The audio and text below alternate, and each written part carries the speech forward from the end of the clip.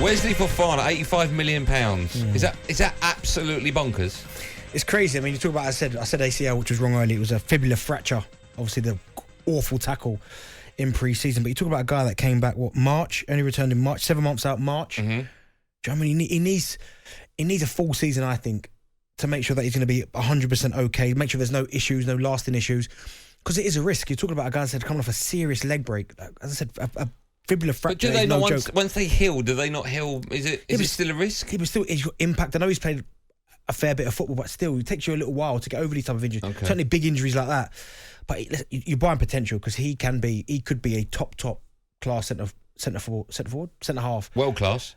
I think we throw that title away around way too easily. So I think we have to wait and see how he develops. But it is a risk. But clearly Chelsea see signing him. They believe they can turn him into a top class, world class centre half, and add him to what they've already got. Because I think someone who's as young as him, playing alongside the likes of Thiago Silva, Koulibaly, them guys will help him, and they will help develop him into a top class centre half. What does it tell you about what Chelsea want to do? Because at the weekend when they play Spurs, Reece James was part of the three, and then you had Loftus-Cheek as the right wing back. So does that tell you that if they get Wesley Fofana, that back three will be, well, depending on whether or not Thiago Silva can play every game, but Chalobah, you've got Koulibaly, you'll have Fofana. Does that mean that then it frees up Reece James to play his natural role? Maybe, but I think Reece James, they put him in there because they were playing a three, and obviously Spurs played with a front three.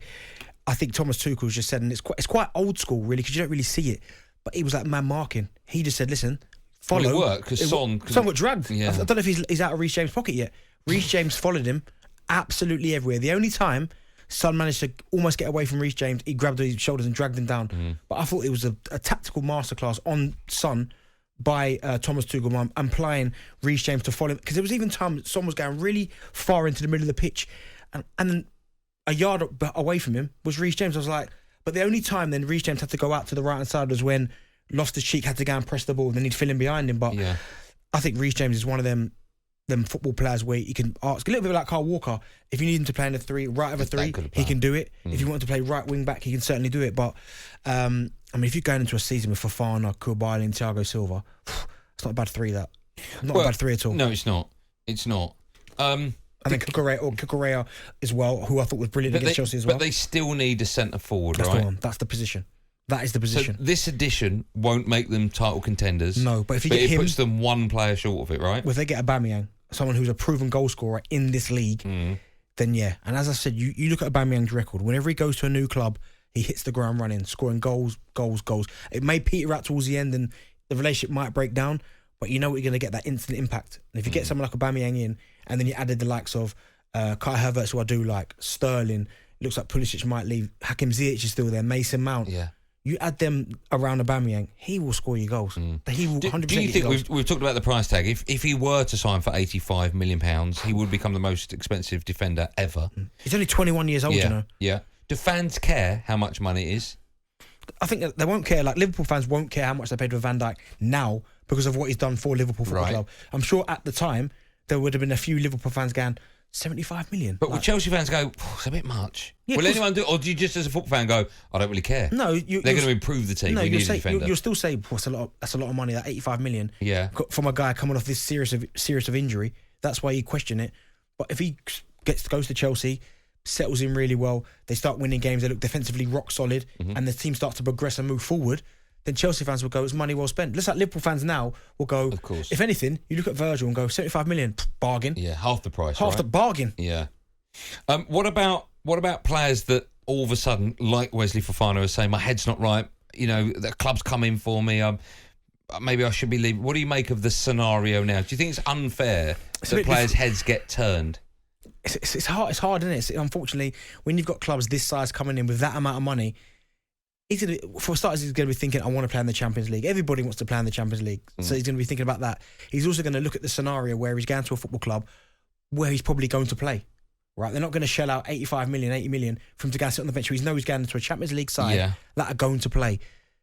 I can kind of understand it. Then he looks around the Leicester dressing room, and even though I said I like Leicester's squad, even if they lose a few players, I still think they'll be fine. Do you think so? They've lost Schmeichel. Yeah, Madison's been linked away. Tielemans been linked away. They've still got good. They're still there. But Schmeichel's gone. But them others are still there. I know, but they're being linked away. He's probably thinking, well, I don't want to be left here if Maddison leaves, if Tielemans leaves. He's like, even Vardy's been linked away this week. He's probably thinking, well, no, I want to strike while the iron's hot, because he might have this season have a poor season by his standards. And this type of football club, this opportunity may never ever come again. And also, he's going to be set up for life. Let's not forget that. At 21. Yeah, but I think when you're in football, I don't really think you don't think about the long term. You don't think so? 21? No, you don't think about set up for life. What will he get? What will he get as a signing on fee? £80 million. He's going to get at least 5. I don't know, but he's probably looking at wages wise around 200. Right, and probably 5 in the bank. I don't even know about the sign on part, but he's going to be playing Champions League bonuses and all that. Yeah. You know what I mean? His obviously aspirations of becoming a French, not French international, but like a mainstay in the French squad. By him going to Chelsea, that will help him. It's a no-brainer. Do you think all football contracts should have a buyout clause to stop this kind of thing happening? I think you're going to start seeing it now. I think more and more. Because you don't have this problem. You don't have a player going, I want to go. You don't have it. Exactly. This is what it's worth. This is the buyout. If you want it, pay it. The only thing about a buyout clause, though, unless you put it ridiculously high, if you put it at like a reasonable price, which is fair on both parts. Yeah.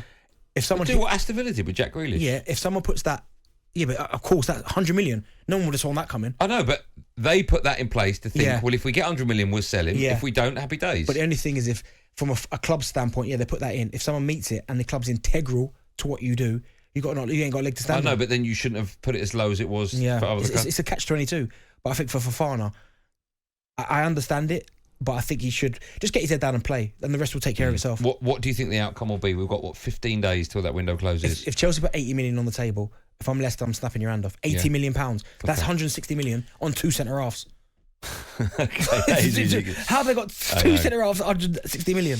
Chelsea fans, Bentley thinks if you get Wesley Fofana, you'll be one transfer away from knocking on the door. Well, he certainly helps, because Aubameyang, De Jong. If you add these players in... Jeremy's a Chelsea fan. We're talking Wesley Fofana. Hello, Jeremy.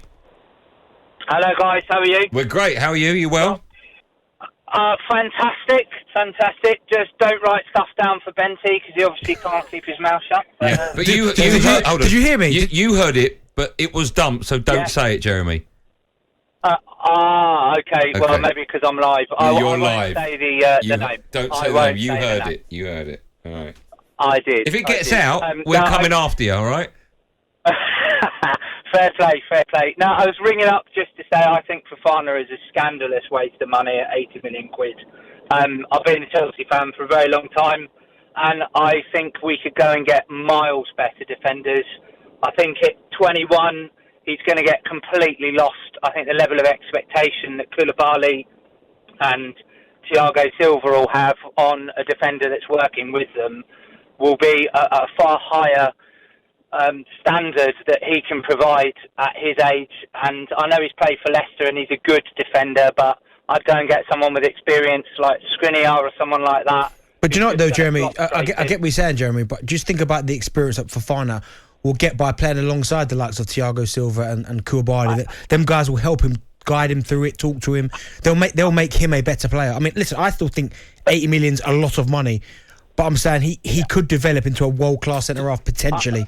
Jeremy? Benty, I don't disagree with you, but this is Chelsea, and we don't have 4 or 5 years for that to happen. I take the long-term view, and if we had that time, if we're going to spend the amount of money we're about to in the next 15 days, we're going to have to be spending hundreds of millions of pounds.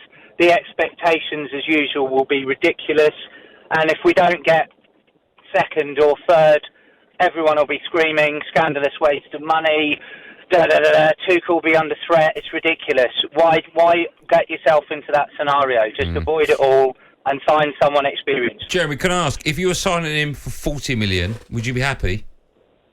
Yes. So it's not the player, it's the level of expectation. No, the player's fine. 80 million, you could go and get anybody. Pau Torres, another one. Yeah. You know, these guys are ready to slot in. Okay. I don't think Fofana is. Okay. Thanks, Jeremy, for your call. If they're spending that kind of money, Chelsea, on him, they've spent already on other players that have come into the club. They might spend as well more. You mentioned Aubameyang. What's the prize for Chelsea this season? What's success? It can't be just to finish third, can it? No, but they've got to get into have a run in the Champions League. They should have got past Real Madrid. They did everything brilliant, but they didn't. But yeah, silverware. Chelsea are always in for silverware. Finishing minimum requirement has got to be finishing in the top 4. But quickly, I know we've got to break. But as you said there about long term, But they need a long-term plan. So if they spend 80 million, they need that. Thiago Silva's 37, 38. Yeah. They need to be able to, even if it's 1 or It's a 2 very good seasons, point. they need someone that's long-term. Koulibaly's, 32? They need a long-term plan. They can't just keep buying now.